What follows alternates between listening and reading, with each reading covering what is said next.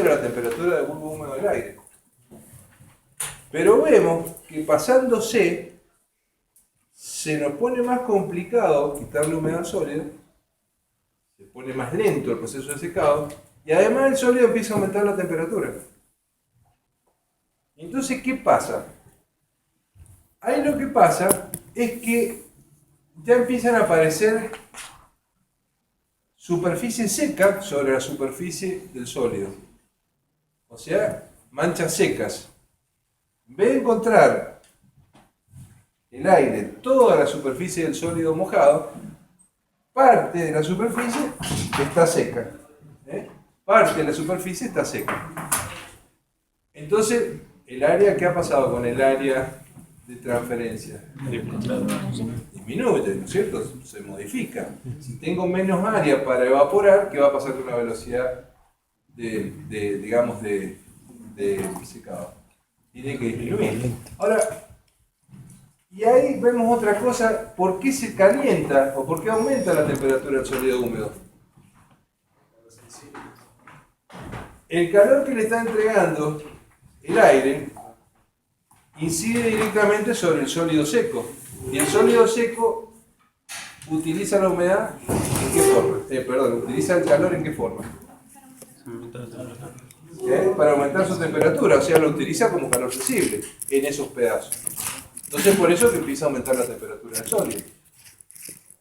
¿Y esto por qué? ¿Porque está seco? No, porque la humedad ya empieza, la velocidad de migración de la humedad del interior hacia la superficie es menor que la velocidad de evaporación de la humedad de la superficie hacia el seno del aire.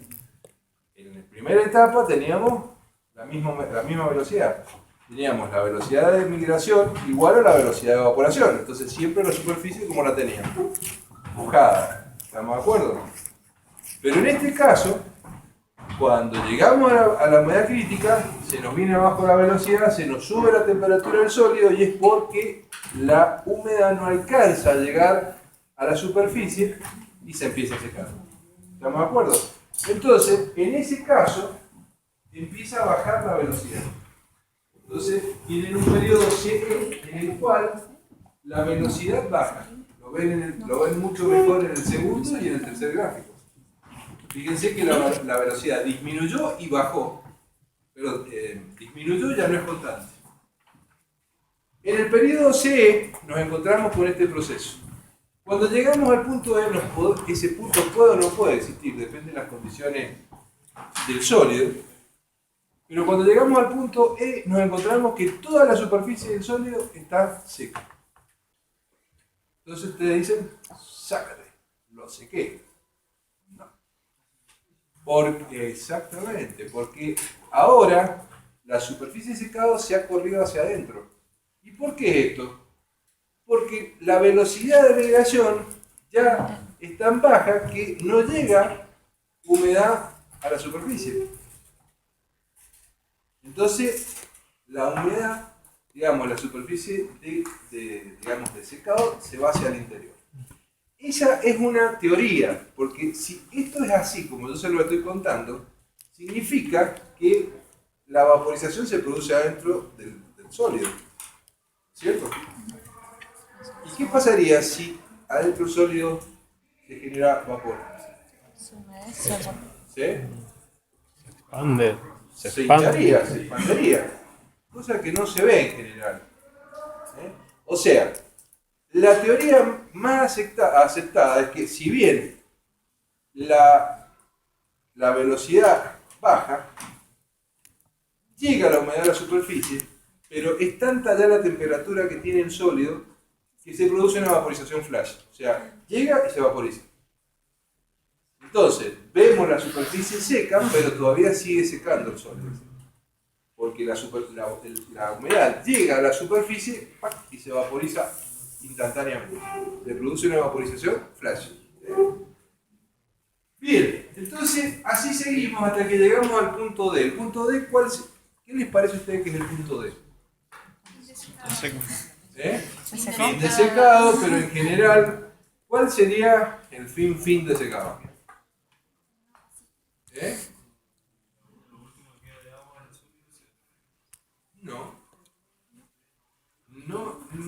necesariamente. ¿Cuál sería?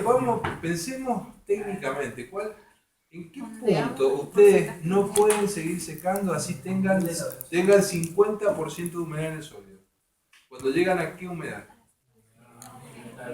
La humedad. Miren ahí, en esa curva.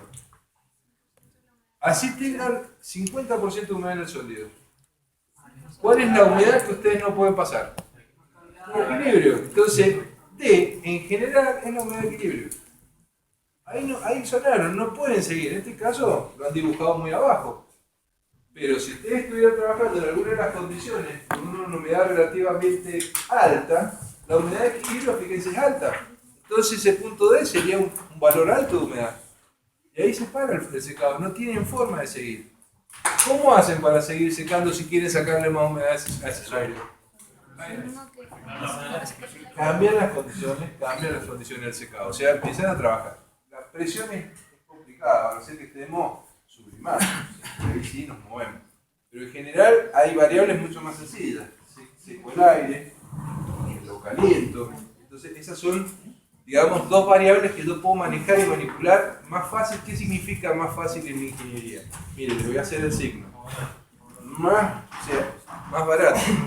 Siempre ya tienen que empezar a pensar en eso. ¿Cuáles son las variables que yo puedo manipular y que sean económicamente más aceptables? Bien, entonces, en función de eso, podemos concluir que hay dos zonas claras. Una zona de velocidad de secado constante y otra zona de velocidad de secado variable. Generalmente la primera zona es pequeña, es la menos complicada. La zona más complicada es la segunda, la velocidad no variable. ¿Por qué? Porque ahí empezamos a tener problemas de transferencia de masa, justamente en función de qué tipo de sólido yo estoy trabajando.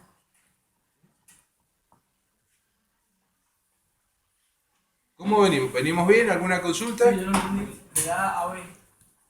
De A a B es el acondicionamiento, o sea, vos llegás, vamos a un caso real. Los equipos, los secaderos, como cualquier equipo, no son inteligentes. O sea, están diseñados y preparados para trabajar en función de un tiempo determinado de secado. Entonces, si vos estás secando, supongamos, una arena, y un día venís con una arena con un 30% de humedad, otro día venís con una arena con un 20% de humedad, otro día venís con una arena al 10% y nos metés así como viene al secado, el producto final, después del mismo tiempo de secado, va a ser distinto. Entonces, si vos estás trabajando en un proceso industrial, generalmente trabajás con especificaciones. Sacás un producto con ciertas condiciones y características finales. Para que eso se ocurra y lo puedas manejar bien, tenés que tener un periodo de acondicionamiento inicial. Entonces, el sólido puede venir más húmedo, más caliente, menos caliente. Entonces, vos lo que haces es acondicionar el sólido húmedo a las condiciones iniciales, que generalmente es llevarlo a una determinada condición prefijada. Y en el caso que estás trabajando a las condiciones que hemos propuesto nosotros, que es con, digamos, transferencia de calor por convección a través de un aire caliente, y en un secadero adiabático, vas a arrancar el secado para estas condiciones de presión y temperatura, con la temperatura de bulbo húmedo del aire en el sólido húmedo. Y ahí empieza el secado. ¿Alguna otra consulta?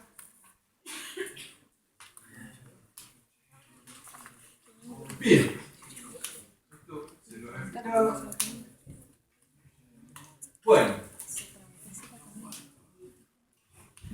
Esto también lo hemos hablado. En el primer periodo, ahí lo que manejamos muy fácil es por medio de la velocidad, digamos, de la transferencia de calor.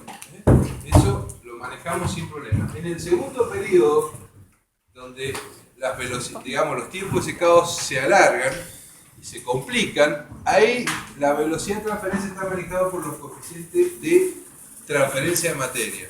Y lógicamente, ustedes se imaginan que es mucho más complicado generalmente son coeficientes que son empíricos y que generalmente hay que afinarlos en los equipos reales. Cuando uno trabaja, lo tiene que afinar con la experiencia. Bueno, esto es lo otro que les expliqué, donde ese punto C, donde hay un punto de inflexión en la velocidad de secado, es la velocidad crítica. Ahí se genera ese cambio que estamos hablando, en el cual nosotros podemos claramente identificar que hemos salido del periodo de velocidad constante.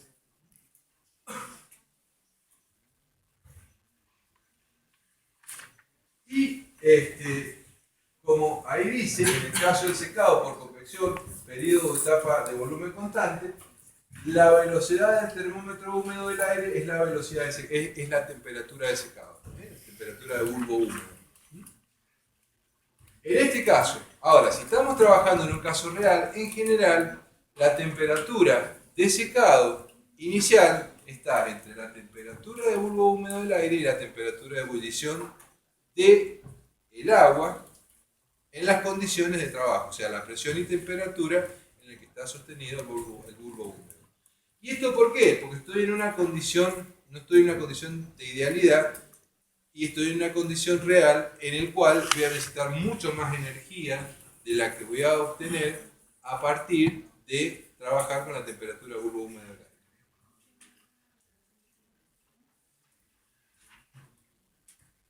Bien. Si estamos trabajando con un secadero que trabaja por conducción, lógicamente el material, a medida que se va secando, la velocidad va disminuyendo y nos da una ecuación o un proceso parecido a una curva como la que ustedes tienen dibujado ahí.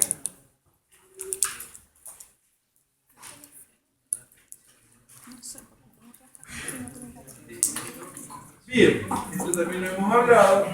Y acá vamos, esto es un poco lo que les expliqué muy rápidamente. Está el periodo de estabilización, el periodo de velocidad constante. Esto es un poco lo que hemos hablado. Y acá vamos a empezar a ver un poco los modelos matemáticos que vamos a trabajar. Fíjense, ahí que dice, en el caso de transmisión de calor exclusivamente por convección, esto es lo que estamos trabajando con un modelo ideal donde estamos en un modelo adiabático, que todo el calor lo sacamos del aire, podemos establecer esa relación. Y están viendo a este lado, velocidad de secado. La velocidad de secado está representando el proceso de transferencia de masa. ¿Sí? Y se va a dar, ¿no es cierto?, multiplicado por L. L es el calor latente de vaporización a la temperatura de la superficie. Si yo estoy calculando el flujo de... Si ahí estoy vinculando el flujo de humedad que se está yendo al aire y lo multiplico por este coeficiente, calor latente de vaporización, ¿qué es lo que tengo a este lado? ¿Qué calor? Hace calor en la ciudad. ¿Qué calor? ¿Calor? ¿El calor? Latente. ¿El calor latente de quién? ¿De quién? O sea, el calor latente que ha utilizado quién. Lo que está utilizando quién. El agua para evaporarse. O sea, es la humedad que está perdiendo, el flujo de humedad que está perdiendo el sólido húmedo, necesita esa cantidad de calor, de energía en forma de calor latente para transferirse de la fase líquida a la fase gaseosa, o sea, a transferirse como vapor. Y eso va a ser igual a ¿qué? ¿Qué es lo que es diferencial de Q sobre T? El flujo de calor que viene ¿de dónde? Del aire, o sea que este lado que tienen, calor sensible. ¿Estamos de acuerdo? Que es lo mismo que les expliqué ahí.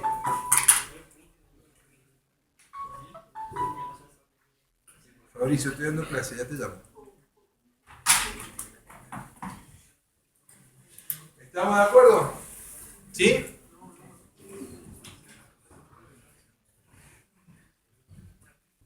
alguna duda de esto? Bien. Entonces, fíjense, ¿cómo podemos expresar la expresión de arriba? Digamos, la cantidad de aire, ¿cierto? El flujo de aire que se está escapando por la diferencia de entalpía que se genera cuando se vaporiza, por cómo calculaban ustedes la transferencia de calor en un flujo de, digamos, de aire caliente. Desde el seno del aire hacia la pared de cualquier sólido. ¿Cómo se expresaba? ¿Cuál constante? Coeficiente pelicular del aire, ¿cierto? Está de este lado, por el área de transferencia, por la diferencia de temperatura. ¿Entre cuál? Entre la temperatura de la superficie y la temperatura del seno del aire. ¿Se dan cuenta? Estamos usando los mismos términos. ¿Se dan cuenta? Sí. Bien.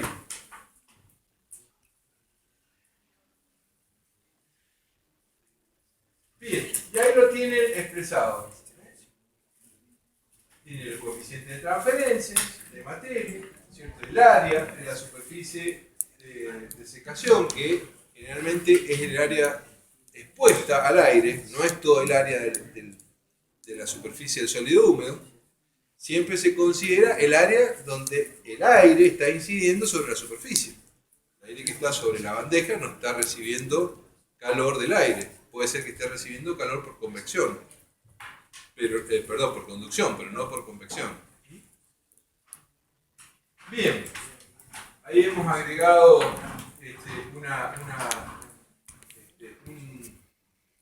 un coeficiente que tiene un determinado valor y de esa manera ustedes pueden hacer el cálculo. Fíjense, en el caso de que el aire fluya paralelamente a la superficie del sólido, ustedes pueden tomar como valor de H ese valor que está ahí. ¿De dónde sale eso? Obviamente que yo eso ni me lo acuerdo en memoria, ni voy a pretender que ustedes se lo acuerden. ¿De dónde sale ese valor? Esos son valores empíricos, que yo se los estoy presentando y que lógicamente esto no implica que ustedes se lo tienen que saber de memoria, pero sí lo que estoy explicándole es que tienen que saber que existen estos valores empíricos. Y lo que tienen que saber es el modelo inicial que acabamos de ver para poderlo calcular. Bien, en el caso que estemos trabajando con placas paralelas, o sea, digamos bandejas que están apiladas una arriba del otro y está pasando el aire entre ellos, obviamente el H se modifica. Y el H que vamos a utilizar es el H que tienen o que se puede utilizar, uno de los que se puede utilizar, no es el que se utiliza siempre. Yo busqué un modelo y se los expongo, es el H que se utiliza para hacer el cálculo. En el periodo de velocidad decreciente, como les expliqué, podemos encontrar dos tramos. Uno es cuando está parcialmente seca la superficie y otro cuando está totalmente seca. En ambos casos se encuentran modelos para calcularlo, son bastante complejos, pero uno de estos modelos es este que yo les pongo acá. Insisto, fíjense que acá ya el tema de la transferencia de calor no empieza a ser la limitante. Acá la limitante empieza a aparecer a través de la transferencia de masa, porque el problema que tenemos cuando estamos secando no es cómo se calienta o cómo llega el calor, sino que una vez que llegó, cómo migra esa humedad hacia la superficie.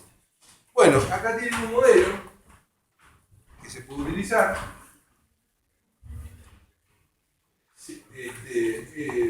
Para periodos grandes de tiempo se puede simplificar la ecuación de esta manera. Y en función de eso, lo que tratamos de buscar es calcular esto. Esto sí se los voy a preguntar, porque esto es conceptual. A mí lo que me interesa es calcular la velocidad de secado. Esto es lo que yo tengo que establecer. Si yo estoy trabajando Con un secadero discontinuo, en el cual yo pongo una cierta cantidad de sustancia a secar y le hago pasar aire hasta que se seque, yo tengo que saber dos cosas: o el tiempo de secado, o si el secadero es continuo, qué velocidad le tengo que dar al producto dentro de la cinta para poder determinar el tiempo de secado que voy a dejarlo a ese producto dentro de ese túnel. En todos los casos yo tengo que calcular ese valor que es la velocidad de secado.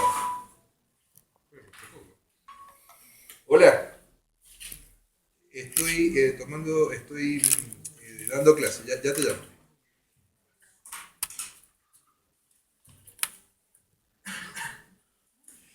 Bueno. Bien, entonces, ¿cómo calculamos la velocidad de secado? La velocidad de secado es proporcional a la masa de sólido seco que vamos a secar. O sea, yo para calcular qué velocidad le voy a dar al secado, tengo que saber la masa de sólido seco que voy a secar. ¿Cómo pueden saber ustedes o pueden determinar la masa de sólido seco que ustedes están manejando para llegar a un determinado producto final con una determinada humedad contenida en él? ¿Cómo pueden calcular o cómo pueden saber la cantidad, digamos el peso o la masa, mejor dicho, la masa de sólido seco que están manejando? Lo pesamos porque toda la humedad, entonces me va a distorsionar. ¿Qué tienen que hacer? Perdón. ¿Cómo? Tomamos una muestra y ¿qué hacemos? ¿Lo secamos en dónde? ¿En dónde? Pero igual no. ¿En dónde lo secamos? Por acá escuché algo. En una estufa. En una estufa de secado. ¿No han ido a los laboratorios? Y les han mostrado una estufa de secado. La estufa de secado, ¿qué les permite? Eliminar totalmente la humedad de un sólido. Y saber cuánto es el valor del sólido seco, o sea, con humedad cero. Entonces, ese es un valor que ¿dónde lo voy a obtener? ¿En el proceso o antes? Antes tengo que hacer la experiencia en el laboratorio y saber cuál es el sólido seco, cuál es el contenido, el peso del sólido seco, para poder calcular la masa de sólido seco. Ese, ¿qué es lo que es? Es la superficie de secado. ¿Cuál es la superficie de secado? ¿Cómo? La superficie expuesta al elemento calefactor. Entonces, no es la superficie del sólido húmedo, sino es lo que está expuesto, lo que está evaporando, lo que está perdiendo humedad al aire en este caso, o por medio de estar recibiendo calor por conducción, lo que fuera. Depende del método de secado que estén usando, pero siempre es la superficie de evaporación. Sí. ¿Es la superficie que está cubierta con agua o también cuando empiezan a aparecer manchas secas? Siempre es la misma superficie, lo que pasa es que ahí la superficie, ¿qué pasa en la superficie de secado? Claro, Ahí disminuye. ¿Sí? Ahí la superficie empieza a disminuir, la superficie real, no la superficie del sólido, sino la superficie real de secado se contrae. Y después eso está multiplicado por la variación de humedad en el tiempo. Entonces, esto les da una ecuación que les permite, si ustedes la integran, ¿qué les permite calcular? O la velocidad, o conocida la velocidad, les permite calcular ¿qué cosa? Que es muy importante. El tiempo de secado. ¿Estamos de acuerdo? O sea, establecido una velocidad, porque también puede ser el problema inverso. En función del producto que yo quiero secar, yo sé que no puedo pasar una determinada velocidad de secado, porque si no lo degrado, lo rompo, lo quemo. Y en función de fijar la velocidad de secado, yo establezco el tiempo de secado que necesito para extraerle la humedad que yo deseo extraer. Bueno, las curvas que yo les mostré son curvas ideales. Ahí tienen una curva real de secado. No se parece mucho a lo que yo les he mostrado. Pero en función de eso hay que tratar de mirar cuál es la parte de, digamos, de secado constante y de secado variable. De velocidad de secado constante y velocidad de secado variable. Como ustedes ven, ¿qué es lo que estamos infiriendo acá? Que una curva como la que yo les presenté en el modelo se da en condiciones ideales. La primera condición ideal es una condición de, digamos, termodinámica que yo establecí, que es condiciones adiabáticas de proceso. Eso no se da nunca. Entonces, lógicamente, nunca se va a dar una recta perfecta. Bien. Entonces, ahora vamos a ver algunos secaderos. Estos secadero de túnel en paralelo. ¿Qué significa? Por el mismo sector está entrando el aire y por el mismo sector voy metiendo los carritos y los voy secando. Entonces fíjense, el aire tiene un ventilador que impulsa el aire hacia el interior del túnel y pasa por un calentador que generalmente es un radiador de tubos por donde circula en su interior vapor, que hace que el aire se caliente, entre aire al secadero de forma caliente. Esas placas deflectoras van aumentando, disminuyendo la cantidad de aire que va entrando. Y normalmente, en este caso, sale el aire y las vagonetas con el producto seco por el forno. También puede existir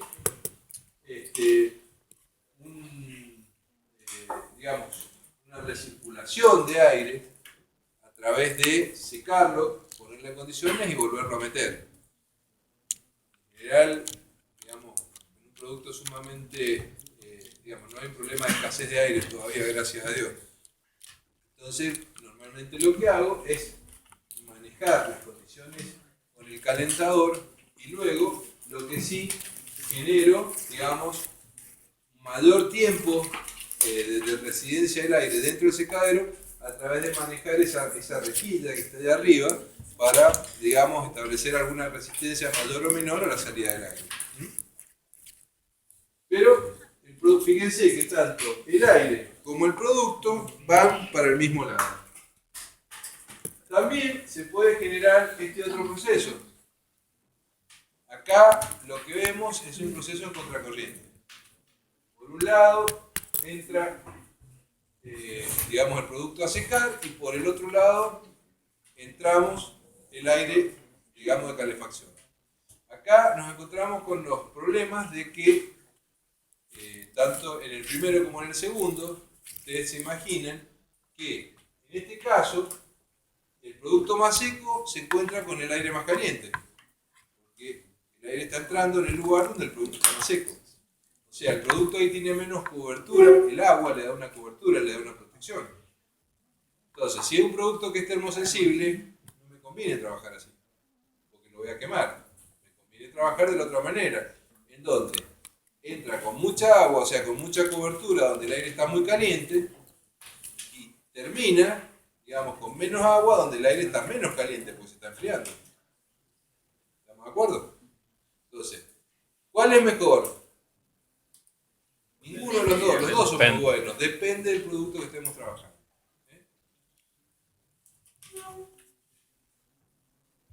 Siempre les digo lo mismo, si están todos estos modelos, en alguna aplicación es el mejor. Entonces, esto por ahí de calificar mejor o peor un sistema operativo de trabajo, a mí no me gusta mucho.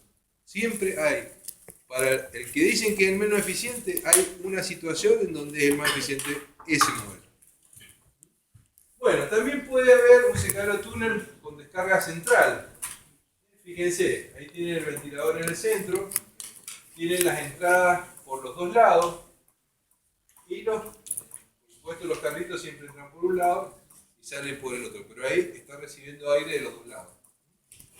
Y sale por el centro, tiene la salida del aire. Entonces, tanto en la entrada como en la salida de los vagones tenemos aire a buena temperatura.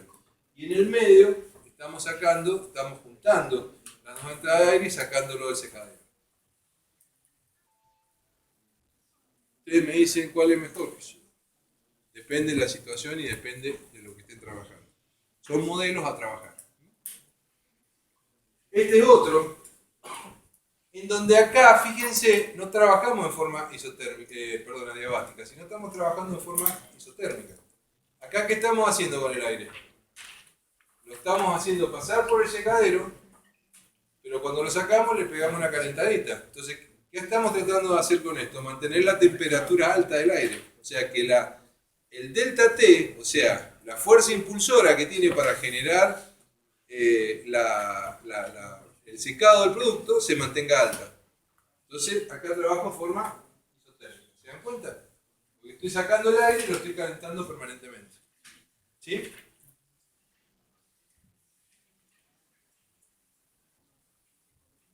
Bueno, acá tienen un secadero continuo de lecho fluidizado. Ustedes ya lo van a entender cuando la próxima clase, no, la que viene, vamos a explicar el proceso de fluidización. ¿Qué es lo que es la fluidización?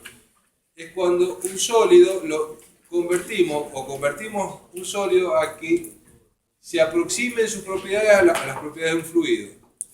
Para hacer eso, ¿qué tenemos que hacer con un sólido para que se comporte como un fluido?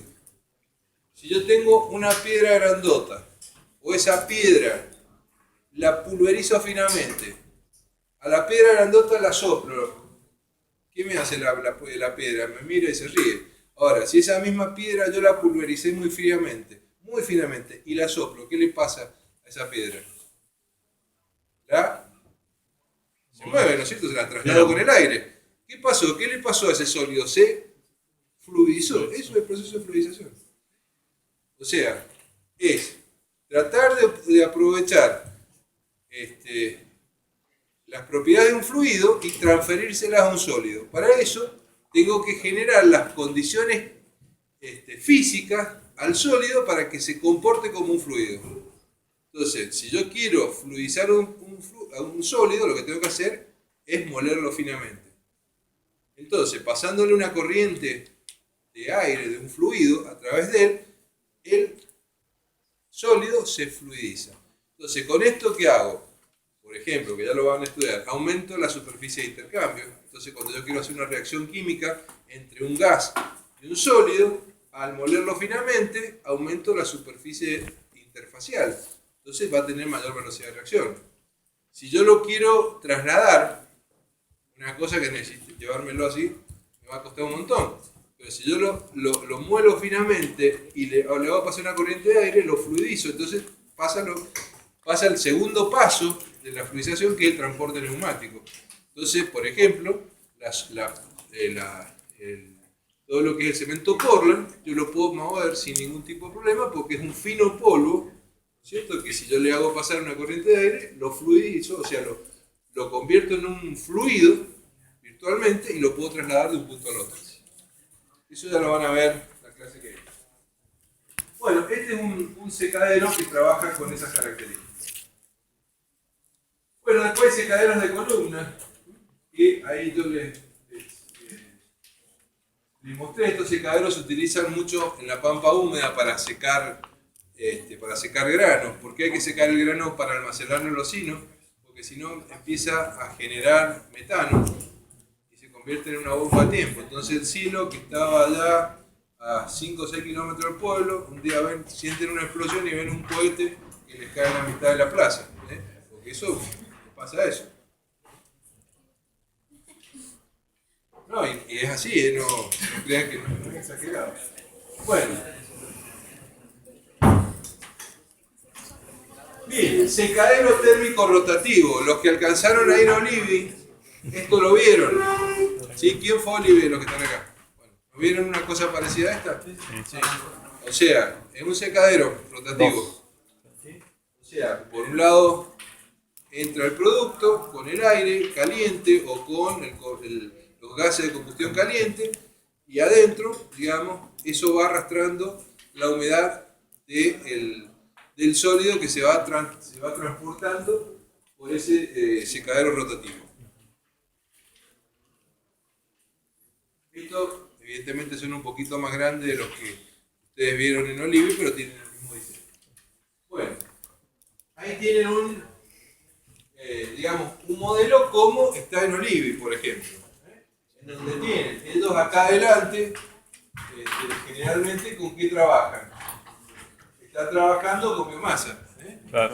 Están trabajando con biomasa, porque ellos queman el residuo que tienen de su producto, lo queman generan calor y los humos de combustión los pasan por el secadero y secan las semillas que después las procesan y sacan el aceite de uva. Bueno, que tiene que tener una cámara de captación y todo lo demás lo que tiene, o lo que tiene a continuación, es un sistema para evitar que las partículas que estoy secando allá adentro se me escapen por la chimenea. Ustedes lo que fueron, lo vieron esto, vieron que tenían piletas, digamos, de agua donde burbujeaba el humo de combustión, el humo que salía, y tenían toda una chimenea con silos para parar las partículas y que saliera solo el vapor de agua que escapaba de los hornos. Esto también puede haber, digamos, recirculación, fíjense, del producto. Hay algunos, algo del producto que no se nos secó bien, entonces lo volvemos a inyectar en el secadero. Y también puede haber un proceso completo en donde, fíjense, recirculamos el producto, parte del producto a secar para mejorar el secado y también recirculamos el aire de combustión. Las dos cosas estamos recirculando. Esto térmicamente mejora mucho el proceso. Bueno, esto es un secadero de cilindro al vacío. Se dan cuenta que es un pedazo de fierro grandote. ¿Por qué? Porque trabaja al vacío. Entonces, lógicamente necesitamos, desde el punto de vista estructural, tienen que ser son equipos muy robustos.